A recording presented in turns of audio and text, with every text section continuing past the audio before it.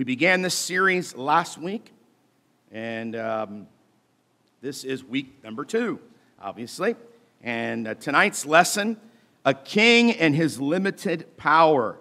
A king and his limited power. We're going to be looking at the first chapter of the book of Esther, and we'll probably be turning to some other scriptures as well. Let me get ready here. Esther chapter number 1. Who can remember last week one of the words that we gave starts with a P? That helps, doesn't it? But I think I said this word a few times. Now, it's been a whole 7 days. I understand that. But one of the key words of the book of Esther, not necessarily found in the book of Esther, but it describes what's happening in the book of Esther, is the blank of God. And it starts with a P. Does anybody remember that word? I heard it over here. Providence. There you go. The providence of God. And last week I explained that that word providence is made up of the prefix pro, which means earlier than, prior to, or before. And then video is the Latin videre, or video, providence, is the suffix, and it means to see. And so here's something that we're going to emphasize in this series. When we talk about the providence of God, it's his ability to see things beforehand and to provide for needs before they arise. None of us have that ability. Only God does. We don't have the ability to see things ahead of time. In one sense, I'm glad. It's hard enough seeing things that are happening right now, let alone seeing things that are yet to come. Okay, but thankfully, God is more than capable of doing that, and that's what we refer to when we talk about his providence. And we see that all throughout the book of Esther. We talked about how the Jews were in captivity to which nation, and they were rescued, if you will, by Persia. But what nation were they in captivity to before the Persians came and helped them out? Who remembers? Just shout it out if you know. Starts with a B. Babylon, okay. Pardon me, whoever said that, you're right. And so they were in Babylon captivity. God sent them there on purpose because of their disobedience and because of their idolatry and their rejecting God as the authority in their life. But in came the Persians, and they had a king, and his name. Anybody know the Persian king that allowed Israel to start rebuilding the temple? King who? Not Tut. You might be saying it, but I have 3 fans going on, so. Cyrus is correct. King Cyrus was king over Persia, and he allowed the nation of Israel to start rebuilding their temple. We find that in 2 Chronicles 36, 22 to 23. We won't turn there. And so that's kind of where we begin our lesson tonight. If you have the outline there in front of you, we'll be getting to the book of Esther in just a moment and reading. But number 1 is the realm of Persian power. The blank is the word realm. Now, they were a powerful empire. We have powerful countries today as well. But as great as the Persian Empire was, and as great as some countries think they are today, they are all finite. They are not infinite. Only God is infinite. And the Persian Empire was the same. It was finite. It was limited by the hand of God. Only God, that meaning only God would allow it to go and grow and do and go so far. So the realm of Persian power. Letter A is analyzed geographically. Geographically. Now, we talked about last week If you remember, we'll let this be an open book question. That's this book. How many provinces did the Persian Empire include? How many provinces? It's in verse 1.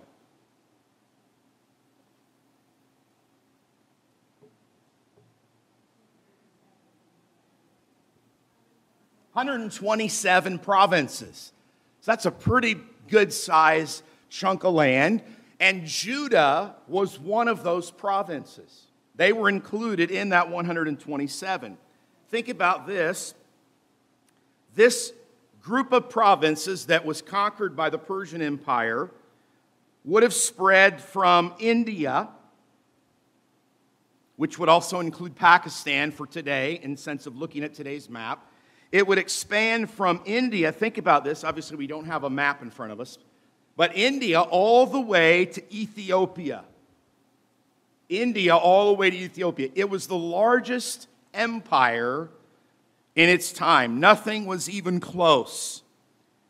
So this was the geographic region of Persia at the time.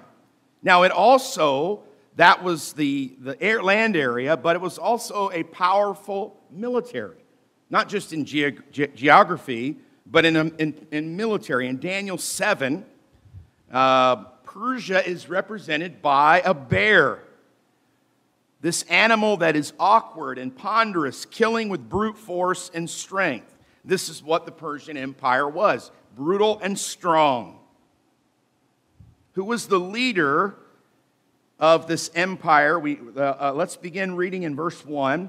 Now it came to pass in the days of Ahasuerus. His Greek name is Xerxes. I mean, this is just kind of information, I guess. It's okay to know some of these things. And he reigned from India even unto Ethiopia, 127 provinces. They had approximately 100,000 soldiers and 1,000 ships. And a standing army of 2.5 million. These are all approximate numbers, of course. But a standing army of 2.5 million people. Okay, so it was a large geographic area, but it was also a very powerful military army. So that's the geographically. Letter B, monetarily. Analyzed monetarily.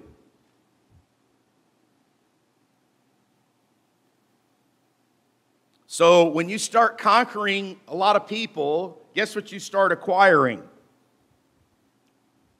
All their wealth. It becomes yours, right? And so your wealth starts stacking up and up and up and up, and that's exactly what it was in the Persian Empire. They were not only impressive in their muscle, but they were impressive with their money. That's not in the outline, but you can write it down if you want. I'm just kidding. We see that right here in our text. It was represented in their feast. Look at verses 3 and 4 of our text. In the 3rd year of his reign, he made a feast unto all his princes and servants. The power of Persia and Media, the nobles and princes of the provinces being before him. When he showed the riches of his glorious kingdom and the honor of his excellent majesty, many days, notice this, even 180 days. How many is 80? If you said 80. Again, forgive me for not being able to hear very good. 180-day party. Now, 1 day is long enough, right? 2 is amazing, but can you imagine that? This is a feast that lasted not a week, not 2 weeks, but, that's like almost 6 months, isn't it? Basically, half a year. Again, showing off the wealth, if you will, because they had it. They had the money to spend. I mean, what a feast this must have been. Now, what was this purpose, though? The purpose of it, and we kind of read it here in our text, was to show off. The purpose was to show off his riches, to show off his glorious kingdom, and possibly to entice someone to be on his side. It's amazing what someone will do on a full belly, right? Proverbs 23. Turn there with me because it's even written in the Bible, right? You probably know this text. Sometimes somebody might be giving us something because they want something. Now, I'm not saying anybody in here would do that, but it does happen. And that's exactly what I think Ahasuerus was doing. This was not just a 6-month feast just to say thank you to everybody. He was wanting something in return. And we find that even later on as the party continued. But notice, if you will, in Proverbs 23, verse 1, when thou sittest to eat with a ruler, consider diligently what is before thee. Put a knife to thy throat, if thou be a man given to appetite. If you can't say no, put a knife to your throat. Refuse. Verse 3, be not desirous of his dainties, for they are what kind of meat? Deceitful meat. In other words, there's something behind the T-bone. There's something behind the porterhouse steak, and it's not just, hey, I'm so glad that you're here. Sometimes there's it's I'll give you this, you give me something in return. And the king was that way here in the beginning of the book of Esther. It was shown in this extravagant 6-month feast. Wow. Number 2, it was also shown in material possessions. Look down at verse 6 of our text. Where were white, green, and blue hangings fastened with cords of fine linen and purple to silver rings and pillars of marble. Just try to picture this. The beds were of gold and silver, on a pavement of red and blue and white and black and marble. And they gave them drink in vessels of gold. Well, that beats the plastic cups, huh? The vessels being diverse one from another, and royal wine in abundance according to the state of the king. Notice these different colors that were used. This would have been a very unique palace there in Shushan. An extravagant place. Think about, if you will, the ivory, the marble, that was mentioned there. The marble that was mentioned. Also, as a part of this palace, there was ivory that was imported from Ethiopia and India that adored this structure. Interesting. The blue and the white shouted of the king's royal status, those colors, when they saw the blue and the white. Outside the palace, it could be seen glistening because of the decoration and all that was into it from a distance. There were 3 separate banquets being held in this huge party. One for military leaders and officers, one for the men of Shushan, and one for the women. I mean, again, great wealth, great pomp and circumstance, if you will. But again, as we all know, just because somebody has a lot of wealth doesn't mean that there's peace in their life, or their life is headed the right way. Unfortunately, many people that have had a lot of money, it hasn't ended well with their life. Because we know that the love of money is the root of all evil. And so it doesn't mean that wealth is wrong. It just means that we don't want wealth to have a hold of us. Praise God for the financial blessings that He gives us and the supply that He gives us, but really everything that I have is God's. And I must be a good steward of what He's given me. But he was a wealthy man. But again, so we see the monetarily, we see that geographically. Also, let's take a look at letter C, analyzed prophetically. Prophetically. So earlier we talked about Daniel. Daniel is a very prophetical book. Daniel prophesied that Persia would be a great nation. In chapter 7 and verse 5, behold, another beast, a second like to a bear. I mentioned this earlier. It raised up itself on one side. It had 3 ribs in the mouth of it, between the teeth of it. And they said thus unto it, arise, devour much flesh. So there was a purpose in God's plan for the land and the empire of Persia. You know, Ahasuerus probably felt like he was in control all the while. Pardon me. But truly, God was in control the entire time, regardless of what he thought and how powerful he was. Then lastly, letter D, we look at it scripturally. Scripturally, analyze scripturally. The Bible has much to say about rulers who reject God.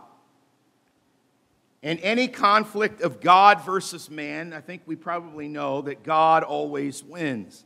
Let's review a few of these. And we talked about one of these this morning in our church service this morning. Exodus chapter 7, verses 3 to 5. We're not going to turn to any of them. I'm just going to give them to you.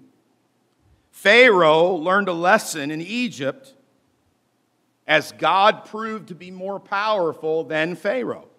And Pharaoh thought he was all that and a slice of cake or whatever that saying is. But God proved him wrong, 10 plagues, and then, of course, at the Red Sea. We spoke of that this morning. Again, a powerful leader, the most powerful leader of his day, humanly speaking. Then Nebuchadnezzar. Nebuchadnezzar learned this in Babylon when he was humbled. Remember how Nebuchadnezzar was so full of pride? And for 7 years, think of this, for 7 years, Daniel chapter 3 and 4. For 7 years, Nebuchadnezzar was forced out of the kingdom to live in the field as an animal. Think of this. If you've never read this, whoever says the Bible's boring, they haven't read it. His fingernails got really long. Out he went out of the palace into the grassy field and basically lived as a beast for 7 years. Because he was full of pride. He was full of himself. And again, God ruled over man. Belshazzar in Daniel 5. You would think Belshazzar would have learned. And Belshazzar learned in the middle of this big party one night that Belshazzar was having. I think the music would have been playing and I think the alcohol would have been flowing. I just envision it. And all of a sudden, this big hand comes out of nowhere. Not a man's hand. And it wrote on the wall. You can read about this in Daniel chapter 5. And God wrote on the wall, and basically what was written on the wall was that Belshazzar was going to be judged, and even that night. And guess what happened? Exactly what God said was going to happen. So as we live in 2024, we might pull up our news feed on our phone, and we might think, man, that's a crazy, that's a evil ruler. He's got a lot of power and he's evil and oh my. Wait a minute.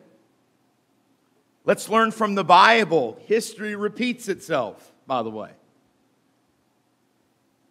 God's not up in heaven worried about what's going on in different parts of our world. Let me tell you that for sure. God is all-powerful. God is sovereign. And none of these evil rulers intimidate God. Just as it was in the days that we're talking about right now. Here's another one. A guy by the name of Sennacherib in Isaiah 36 and 37. He had 185,000 soldiers. Now that's a pretty good sized army. And for sure he was ready to defeat Israel. One angel showed up, by the way. One angel. And just that one angel's presence was all that was needed, and 185,000 soldiers. I think that's the one in the Bible that basically says they were all as dead corpses or something like that. I could be misquoting a little bit there. God got the victory. One more, Herod Agrippa. We're talking about great leaders, at least powerful leaders, who thought they were all that. In Acts 12, 20 to 23, Herod Agrippa the first learned this truth as he was dying. And I know this sounds a little bit grotesque, but he was being eaten by worms. In fact, he was given some sort of glory, and you read that text there, and he failed to give God the glory, and he was judged for it. So that's the realm of Persian power. It was vast, it was powerful, it was wealthy, but it was also limited. Number one, the revelation of a wicked ruler. Okay, we have our Bibles, Esther chapter 1, verse 10, please. On the seventh day of what? This feast, this party, when the heart of the king was merry with wine. That's never a good thing. Because now he's about to be foolish. He commanded Muhammad, Biztha, Harbona, Bigtha, aren't these beautiful names?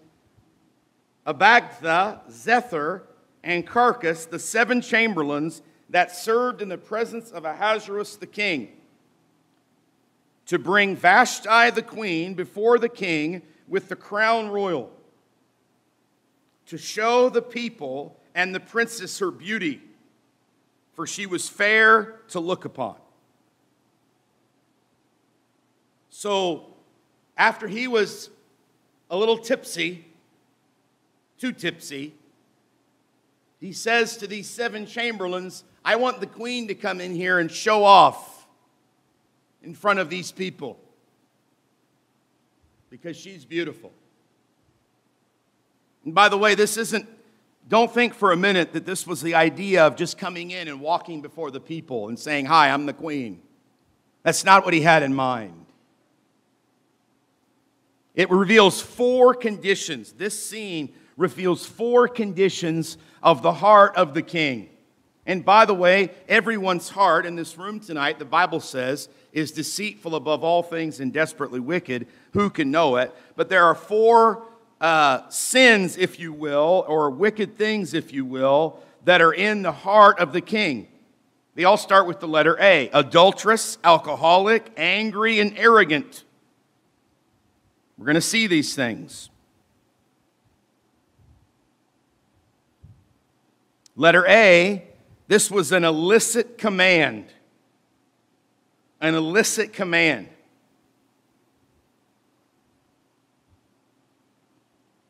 Historians and Bible commentators tell us that Ahasuerus had a harem that housed young women chosen to be kept for the king's immoral lust. A quote by John G. Butler said, Ahasuerus could not control his passions in regard to women. He had a large harem and kept adding to it.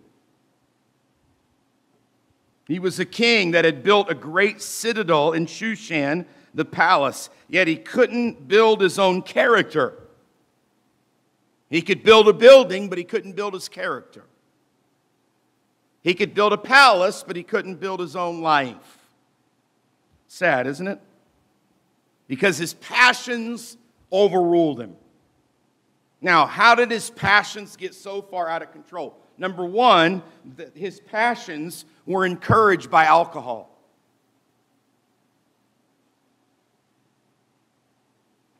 Seven days of drinking.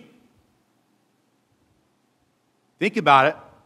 7 days of drinking. Now, he was eating too, but he was drinking a lot. There's no doubt that he was in, if you will, high spirits from wine.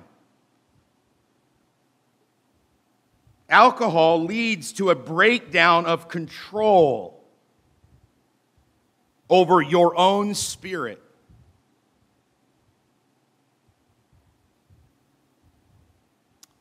It's interesting how in the New Testament it tells us to be filled with the Spirit, and it compares that to someone who is drunk with wine, right? Because if I'm filled with the Spirit, I'm not choosing really what I'm doing. I'm letting the Holy Spirit guide me all the way. And someone that's filled with wine is the same way. They're not deciding much of anything.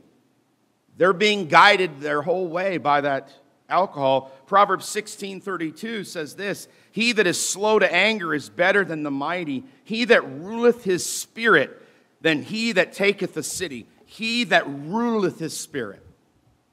The king was not able to rule his spirit because he'd been drinking for 7 days. Proverbs 25:28. He that hath no rule over his own spirit is like a city that is broken down and without walls. Again, he's the most powerful man. But he's no match, unfortunately, he's no match for alcohol. It defeated him. We see that in this text. When a man is given over to alcohol and lust, he will make wicked demands of others. In fact, this is what Ahasuerus does here. He says, I want my queen to come and be paraded before all these leaders to show off her body. While police reports are replete with proofs of the toxic effects of harmful substances such as drugs, alcohol, approval ratings of these substances continue to rise. Isn't that something? Marijuana, for example, has gained significant popularity in the last several years. 2022 Pew Research found that 59% of Americans surveyed believe that marijuana should be legal for recreational use.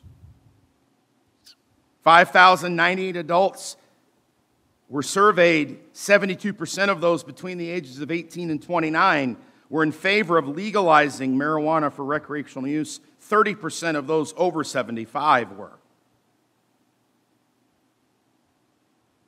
Another poll said in 2022, that's just 2 years ago, 65% of adults over 21 say they drink.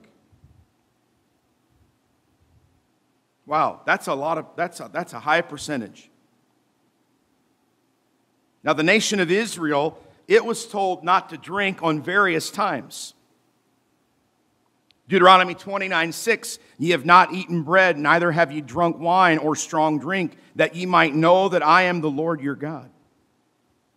The priests were instructed not to drink wine or strong drink while serving in the tabernacle. Leviticus 10:8 and 9. You're familiar, maybe some of you are familiar with the Nazirite vow. The Nazirite vow, Numbers 6:1-4. They were forbidden from drinking not only wine, but even the skins or seeds of grapes. The best way to avoid drunkenness is to avoid the first drink of alcohol of any kind.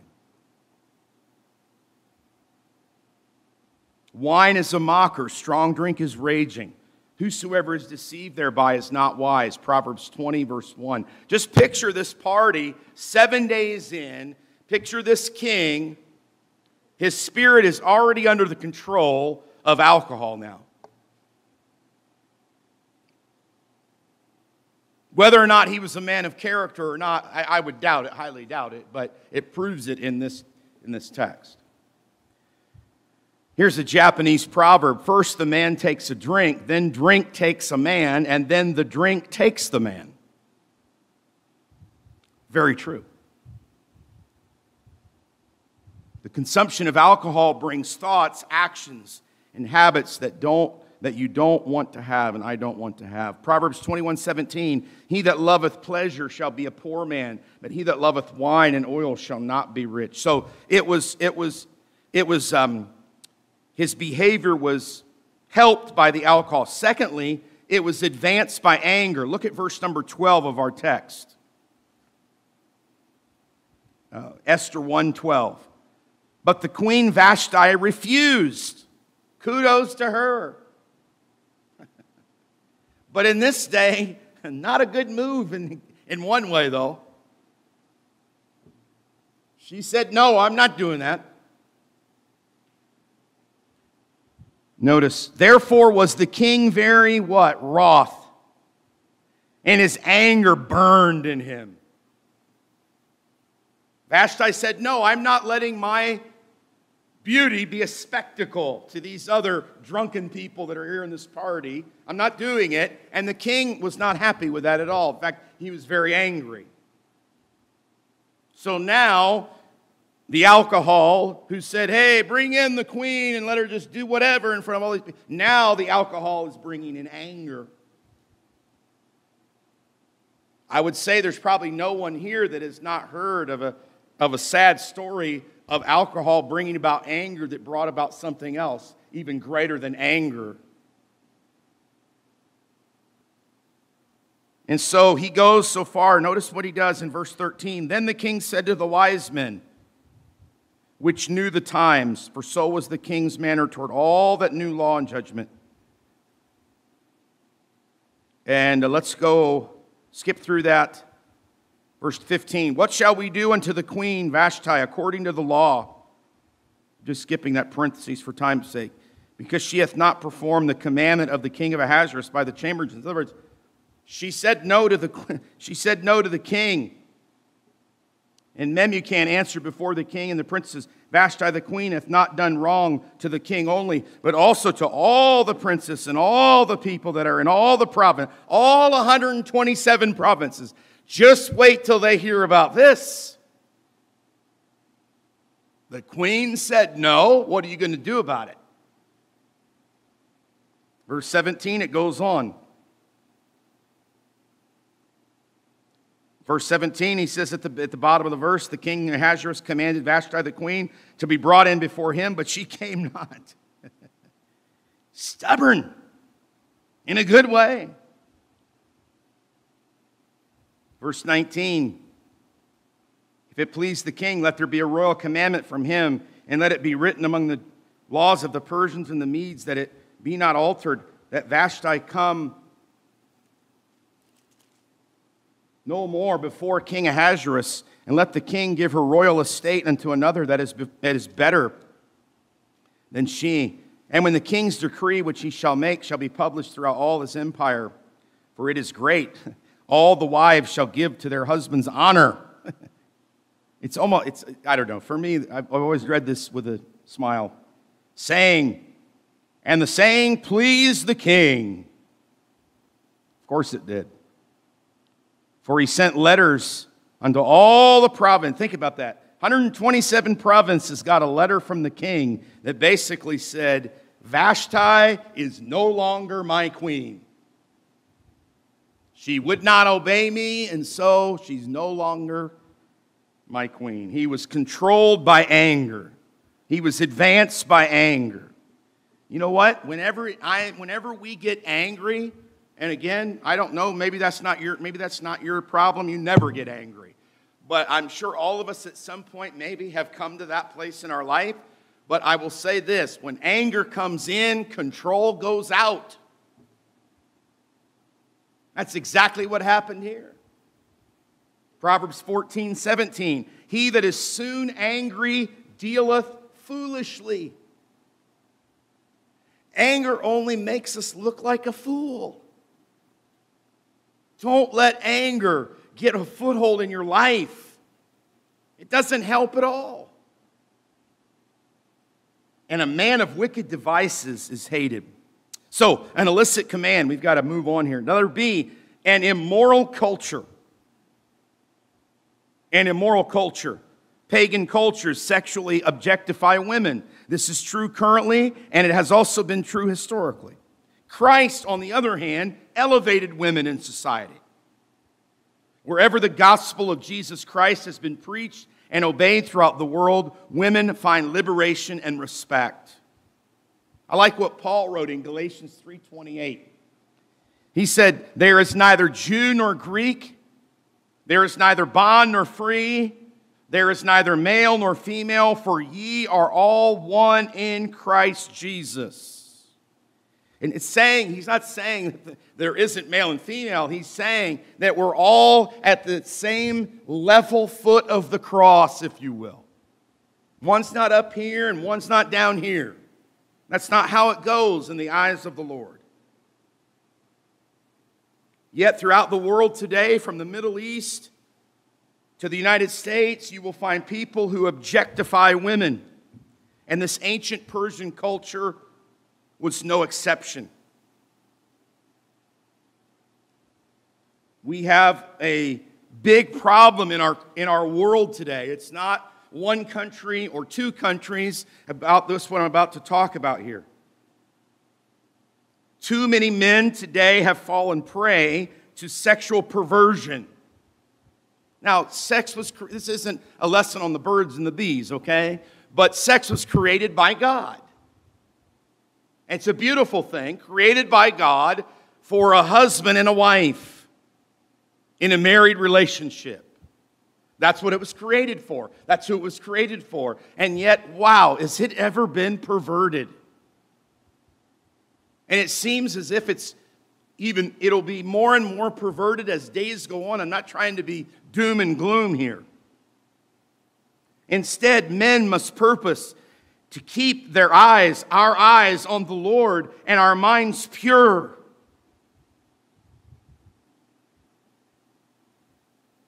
Christian men should be the most virtuous and respectful of women. We have no excuse as a Christian. None at all. Especially our bride, if you're married tonight, sir. She should be the number one lady that you respect and honor. And every other lady should be way down there. That kind to all women, yes. But respecting and honoring and loving and all of that to one woman only. Your bride. That's a biblical principle.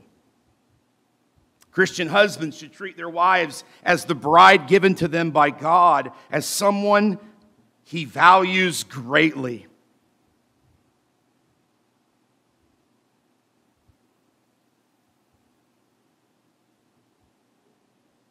Let's keep moving along here. Okay.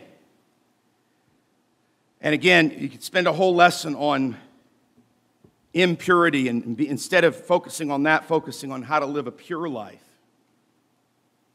I would just encourage you, especially men.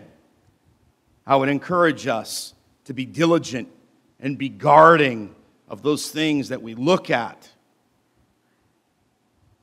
That we be, I like to pray on a daily basis, God, help me to be a humble and a holy man. Okay? Holy men don't look at pornography. Holy men don't look at pornography. Humble men don't look at it either. Not in the notes, but just, this is a problem. You say, Pastor, this is church. Yeah, it's a problem with Christians almost as much as it is with the lost. The statistics tell us this. I pray it's not that way here. Don't be entrapped by the enticement of the enemy. And that's all it is. It's an entrapment. And it's a destructive, it's so destructive. Okay, number 3, the reasoning of ungodly men. I don't know why. God sometimes just has you hit all kinds of things in one day. So today we've talked about women preachers in the morning. But yet tonight we're talking about God loves women. Amen. And that's true. When we rebel against God, our reasoning is also affected by it. We can't think straight when we're rebelling against God. Letter A, the refusal of Queen Vashti. Now, women were forbidden to be in the banquet with the men. We talked about that earlier. They had their own banquet going on. They had their own party. Again, 3 separate ones were going on. We already read that in verse 12 of chapter 1 that Vashti refused to come into the party that was going on that the king was hosting. Letter B, the consultation with advisors. I guess I got ahead of my notes here a little bit. So Ahasuerus has a meeting with some more ungodly and unreasonable men. We read those. We won't read them again. Verses 13 to 15. So instead of Ahasuerus being rebellious, it was Vashti who was rebellious in the mind of the king. Again, he wasn't thinking properly. Again, he was drunk, if you will. He was talking to other advisors, and I'm sure those advisors, they just said what the king wanted to hear, right? And we were out, I was talking, it's funny, or interesting, I shouldn't say funny, it was interesting. I was talking to somebody earlier this afternoon that the world today would like to just say, okay, you know what? If all of the Christians, you can just go over here and say what you have to say amongst yourselves, but you can't say what all of this stuff, truth is what it is, to anyone else in the world. Or you get canceled or censored, if you will. 16th century reformer Hugh Latimer was a well-known preacher of his day. He preached in front of King Henry VIII. He was known as someone who burned churches. He killed 2 of his 6 wives. He was a very harsh and brutal man. That is King Henry VIII. Latimer was preparing. Can you imagine preparing to preach a message in front of a man with a resume like that? He knew the message the Lord wanted him to preach, and he knew that it would make the king mad. Latimer reminded himself that through King Henry VIII, though King Henry VIII, who had the power to imprison or execute him, was in attendance, Latimer was preaching before the King of Kings and Lord of Lords. One day, King Henry VIII would stand before that very throne. Based on this conviction, Latimer preached truth. Although Latimer would be burned at the stake under Queen Mary I, King Henry VIII did not retaliate against the preacher on this occasion. He preached the truth. May we have the boldness when needed to speak the truth. Again, we talked about this morning. 2 stayed true and 10 caved in. What will we do? Letter C, the command of the king. The king makes a rash command. We read that in verses 21 to 22. These 7 counselors advised him regarding what he should do. They buttered him up, okay? That's what we say. They buttered him up. Their advice was foolish, selfish motives, encouraging the king to make this command. It was a vindictive command. A vindictive command. It was also a punitive command. It was a law that could not be revoked. Number 4, the ruling hand of God. In conclusion, the ruling hand of God. I've said this before, as we consider all that's happening around us at times, where is God? Does God see what is going on? When will he do something? Again, we talked about it earlier. God hasn't forgotten anything. He is aware of everything, and his plan is best. We see quickly, just in closing, two truths so far from this lesson tonight remind us of a couple of truths. Number one, letter A, the perception of man. Proverbs 16:25, there is a way that seemeth right unto a man, but the end thereof are the ways of death. You and I can only perceive and see so much. But letter B, we started off with this word a few minutes ago, the providence of God. Pro-video. To see beforehand and make provision. That's the providence of God. He provides for the needs before they arise. God had a plan. He was working to bring this Jewish girl, by the way, named Esther, to be the queen of the greatest, think of this, to be the queen of the greatest empire in the world. She wasn't Persian, she was Jewish, if you will. Foremost. Despite the drunkenness and the carnality and all that was going on, God was working to bring freedom to 750,000 Jews with the help of Persia. Isn't that amazing? Who were living there. So as we consider this lesson tonight, once again, we are encouraged to remember the providence of God. Maybe even tonight there's something oppressive that you're going through. Don't forget that God is with you.